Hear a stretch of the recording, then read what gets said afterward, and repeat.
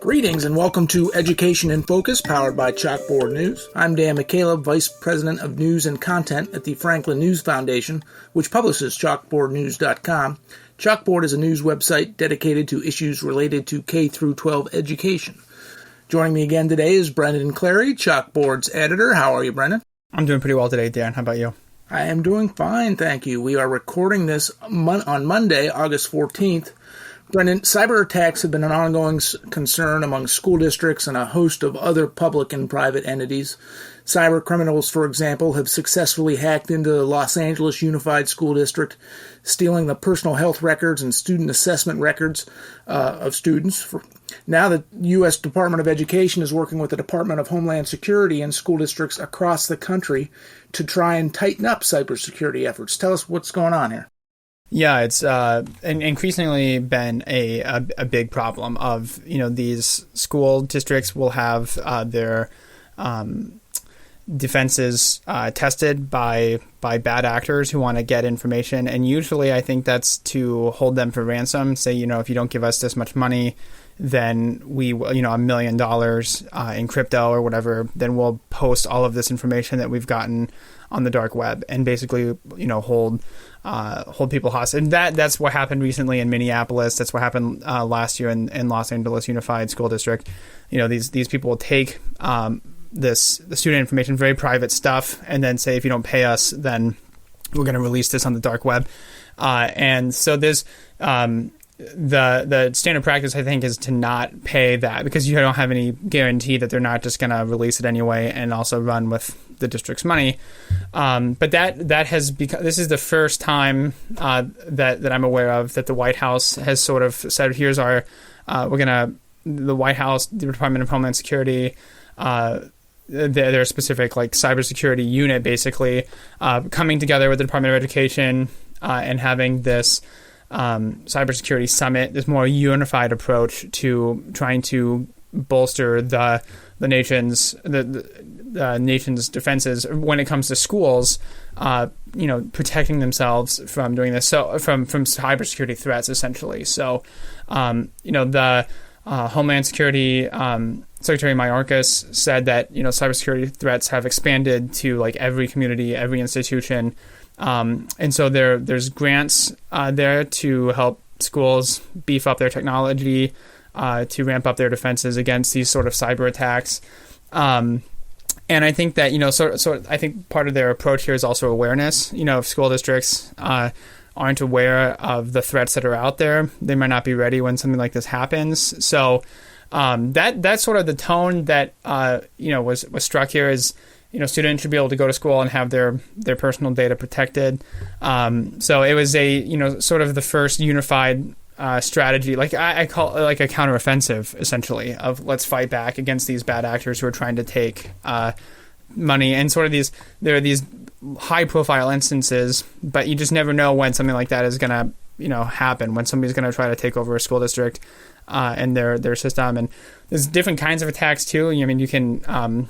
I think I read somewhere that there was facilities were shut down, buses were shut down because they can kind of get a hold of, the system that you use to tell bus drivers where to go. And so there's a lot of different kinds of nefarious ways that people can use technology against school districts. And I wrote about swatting recently as well, in which somebody calls, the FBI or the police and says, there's an ongoing threat in a school.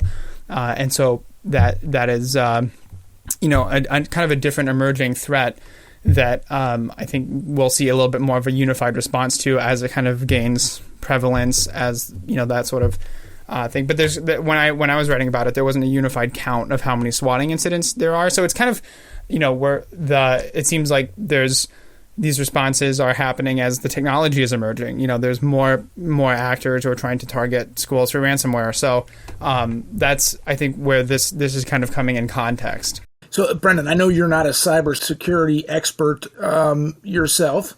Certainly don't expect you to be. So the Department of Homeland Security, U.S. Department of Education, teaming together with school districts, provide grants to those school districts. I mean, do they have any, like, for example, recommendations of what all school districts should be doing? What can schools do to protect themselves from these cyber attacks that are obviously invasion of privacy and et cetera?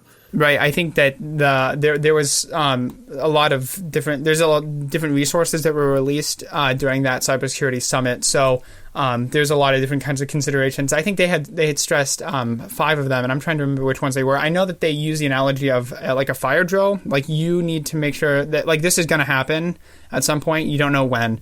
So, and it's kind of like a fire drill. Like, if you know it's going to happen, and you're protecting safety.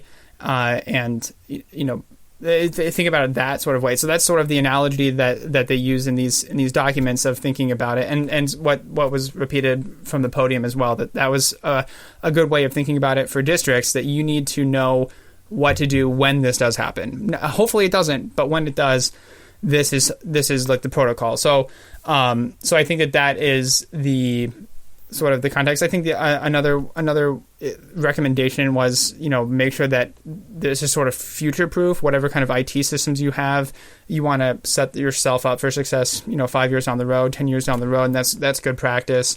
And they also said working with vendors, the technology that you're buying for your school district should be certified. So there are government agencies, I think that will sort of give a stamp of approval. This hits our metrics. So it might be that sort of thing as well, of like, how do we know that the product that we're buying for our school system, our school district, is in fact, attack resistance. I mean, if it's attack proof, I'm not a cybersecurity expert, but thinking about those kinds of risks and that they will happen, and then sort of doing dry runs of like trying to contain the threat, and then do the damage assessment and sort of trying to come back from that. And they also had different ways of like, here's who you can reach out to as well. And sort of that was repeated during the summit as, we're here to help was sort of the thing from the Cybersecurity and Infrastructure Security Agency, CISA, and the Homeland Security. I think so. They're kind of they also see it as, this is digital infrastructure in the way that bridges and roads are physical infrastructure, and that this is an important part of our nation's security. And so that's something that they're looking to shore up. I mean, the ramifications are huge. Sure. Thank you, Brendan, but that's all the time we have. Listeners can keep up with stories like this and all stories related to K-12 education at chalkboardnews.com. For Brendan Clary, I'm Dan McCaleb. Please subscribe, and thanks for listening.